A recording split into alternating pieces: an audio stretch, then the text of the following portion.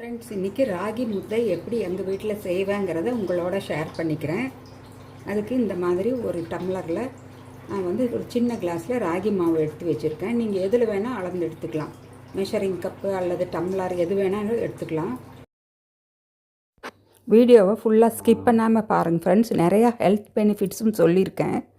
இதில் ராகி மாவில் எவ்வளோ மருத்துவ குணங்கள் இருக்குது, எப்படி ஈஸியாக செய்கிறதுங்கிறதெல்லாம் சொல்லியிருக்கேன்.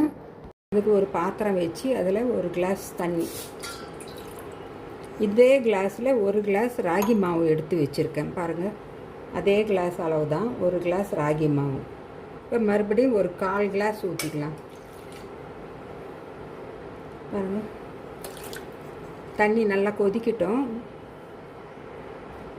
இது தட்டம் போட்டு மூடிடலாம். கால்சியம் சத்து அதிகமான அளவு இருக்குது. மெக்னீஷியம், பொட்டாசியம் அதிகமான அளவு இதில் இருக்குது.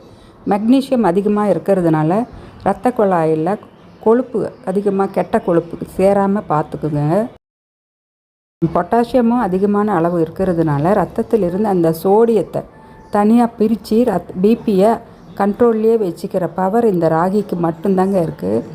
இந்த ராகியில் ரொட்டி மாதிரியும் செஞ்சு சாப்பிட்லாம் பாருங்கள். தண்ணி இந்த அளவு கொதிக்க ஆரம்பிச்சிடுச்சு. ஸ்டவ் ஆஃப் பண்ணிடலாம். ஸ்டவ் ஆஃப் பண்ணிடுறேன். இதில் நான் அளந்து வச்சுருக்கிற இந்த ராகி மாவை கொட்டிக்கலாம். ரொம்ப சிம்பிள் தாங்க, நிமிஷமாக செஞ்சிடலாம். இது மாதிரி ஒரு விஸ்கு வச்சு கலந்துக்குங்க. உங்களுக்கு கட்டி இல்லாமல் நிமிஷமாக செஞ்சு எடுத்துடலாம். இதில் ஒரு சிலர் உப்பு போடுவாங்க, இல்லைன்னா வடித்த சாப்பாடு, வீட்டில் சமைச்ச சாப்பாடு இருந்தால் 1 ஸ்பூன் 2 ஸ்பூன் போடுவாங்க. அதெல்லாம் எதுவுமே தேவையில்லை. நாங்கள் சாப்பிட்றப்ப, குழம்பு தொட்டு சாப்பிட்றப்ப அதில் இருக்கிற உப்பு எங்களுக்கு இதுக்கு கரெக்டாக போயிடும். பாருங்கள், இந்த அளவுக்கு கட்டியாக வந்திருக்கு. இப்போ இதோட நான் ஒரு 1/4 கிளாஸ் தண்ணி மறுபடியும் சூடான தண்ணி தான் ஊற்றுறேன். ஊற்றி நல்லா கலந்துக்கலாம். 1 டம்ளர் மாவுக்கு 1.5 டம்ளர் தண்ணி அளவு. சில மாவு தண்ணி அதிகமாக இழுக்கும். ஒன்றாவே 1.5 டம்ளர் வேணும்னாலும் ஊற்றிக்கலாம். இது நல்லா விஸ்கு வச்சு கலந்துட்டிங்கன்னா உங்களுக்கு கட்டி இல்லாமல் ஒரே மாதிரி வரும். இதை கையில் தண்ணியை தொட்டு இதெல்லாம் நல்லா தள்ளி விட்டு பாருங்கள். கையில் தண்ணியை தொட்டு அந்த விஸ்கில் ஒட்டிகிட்டு இருக்கிறதெல்லாம் எடுத்தாச்சு பாருங்கள். இப்போ இப்படி எடுக்கிறப்ப உங்களுக்கு நல்லா கெட்டியாக இருக்கும். அவ்வளோதான். இப்போ இதை நான் குக்கரில் வச்சு ஒரு 3 விசில் கொடுத்துக்க போகிறேன். அதில் எங்களுக்கு அந்த ராகி மாவு நல்லா வெந்து வந்துடும். 1 கிளாஸ் ராகி மாவுக்கு நீங்கள் 1.5 கிளாஸ் தண்ணியை ஊற்றி நல்லா இது மாதிரி கட்டி இல்லாமல் கலந்துக்கணும். ஒரு சிலர் இதில் சம்பா ரவை போடுவாங்க, வேகணும்னு சொல்லி, கட்டி இல்லாமல் வரணும்னு சொல்லி. அதெல்லாம் எதுவுமே வேண்டியதில்லை. இது மாதிரி விஸ்கில் கலந்தாலே உங்களுக்கு கட்டி இல்லாமல் வந்துடும். இப்போ இதை குக்கரில் வச்சு மூடி போட்டு மூடி 3 விசில் கொடுத்துக்கலாம். இப்போ குக்கர் வச்சு அதில் தண்ணி நல்லா கொதிக்க ஆரம்பிச்சிடுச்சு பாருங்கள். இந்த அளவுக்கு நல்லா 1 கிளாஸ் ராகி மாவுக்கு 1.5 கிளாஸ் தண்ணியை ஊற்றி நல்லா இது மாதிரி கலந்து வச்சுருக்கேன். இந்த மாதிரி நம்ம விஸ்கில் கலந்து குக்கரில் வச்சு ஒரு 3 விசில் கொடுத்துக்கலாம். அவ்வளோதான். இது ராகி களி நல்லா கெட்டியாக ரெடி ஆகிடும். ராகி மாவில் இருக்கிற மருத்துவ குணங்கள் தெரிஞ்சதுன்னா நீங்கள் ராகி மாவை விடவே மாட்டீங்க. இதில் விட்டமின் சி அதிகமாக இருக்கிறதுனால இதில் இருக்கிற அயன் ரத்தத்தில் கலக்கிறதுக்கு விட்டமின் சி ரொம்ப ஹெல்ப்ஃபுல்லாக இருக்கும். எல்லாமே ரிலீஸ் ஆகிடுச்சு. ஓப்பன் பண்ணிடலாம்.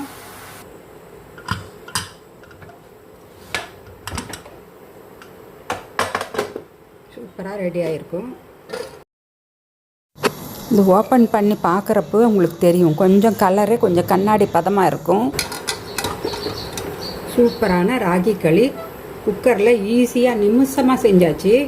இப்போ இதை எப்படி நான் உருண்டை பண்ணுறேன்னு பாருங்கள். இப்போ கையால் நீங்கள் தண்ணி நனைச்சி இப்படி தொட்டு பாருங்கள். அங்கே கையில் ஒட்டாமல் வந்திருக்கு. ராகி களி நல்லா வெந்துடுச்சின்னு சொல்லி இதுதாங்க எங்களுக்கு அடையாளம். இப்போ இது மாதிரி ஒரு குழி கரண்டி எடுத்துக்கலாம். அதையும் நல்லா தண்ணியில் நனைச்சிக்கிங்க.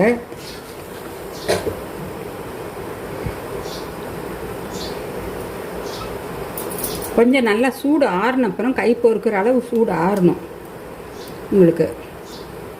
பிகினர்ஸ்க்கு வந்து கை பொறுக்கிற அளவுக்கு சூடு ஆறுனதும் நீங்கள் ஒரு கரண்டியை, ஒரு குழிக்கரண்டியை தண்ணியில் நனைச்சி இது மாதிரி பாருங்கள்,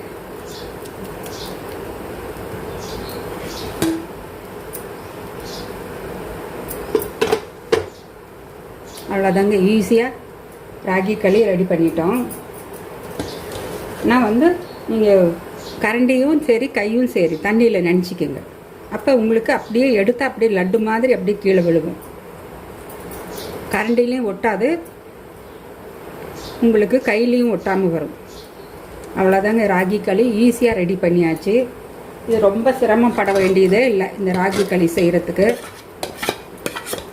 பாருங்கள், பாத்திரத்துலேயும் ஒன்றும் அடியிலையும் அதிகமாக ஒட்டாமல் நல்லா ஈஸியாக வந்துடும். இது எல்லாமே நம்ம கரண்டி வச்சு எடுத்துடலாம். இது நாங்கள் டைரெக்டாக அடுப்பில் வச்சோம்னா பிகினர்ஸ்க்கெல்லாம் ரொம்ப சிரமமாக இருக்கும். அடியில் பிடிச்சிக்கோ, லோ ஃப்ளேமில் வைக்கணும். கொஞ்சம் கை விட்டாலும் கிளறிட்டே இருக்கணும். கொஞ்சம் கை விட்டாலும் அடியில் வந்து கருப்பாக தீஞ்ச மாதிரி ஆகிடும். ஸ்மெல் வேறு மாதிரி வாசனை வரும், தீஞ்ச வாசனை வரும். இது செஞ்சதும் சூடாகவும் சாப்பிட்லாம் குழம்பு ஊற்றி. இதை நீங்கள் தண்ணியில் போட்டு அடுத்த நாள் காலையில் மோர் ஊற்றி கொஞ்சம் வெங்காயம் போட்டு சாப்பிட்டா இன்னும் நல்லது. ஈஸியான ராகி களி செஞ்சாச்சு. இது உங்களுக்கு நல்லா ஷேப்பாக வரணுன்னா பாருங்கள், இன்னொரு மெத்தட் சொல்லித்தரேன். இது மாதிரி ஒரு பாத்திரம் எடுத்துக்கோங்க. இதில் கொஞ்சம் தண்ணியில் நல்லா நினச்சிக்கோங்க. இந்த பாத்திரத்தை இதில் போட்டு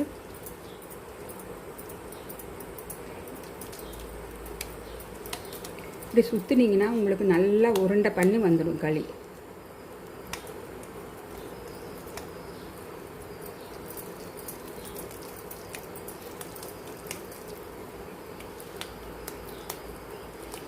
எங்கள் வீட்டில் களி வந்து ரொம்ப எல்லாருக்குமே ரொம்ப பிடிக்கும். இதுக்கு வந்து தக்காளி குழம்பு, தக்காளி சட்னி, வேர்க்கடலை சட்னி,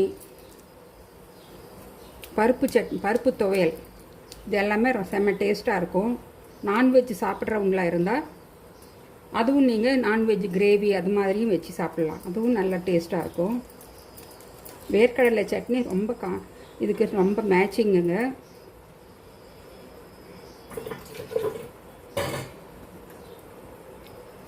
ஒரே ஒரு டம்ளர் ராகி மாவு போட்டதுக்கு எனக்கு இவ்வளோ கிடைச்சிருக்கு. நீங்கள் இதையே வந்து 2 கிளாஸ் போட்டிங்கன்னா அதுக்கு தகுந்த மாதிரி தண்ணியோட அளவும் இன்க்ரீஸ் பண்ணிக்கிங்க.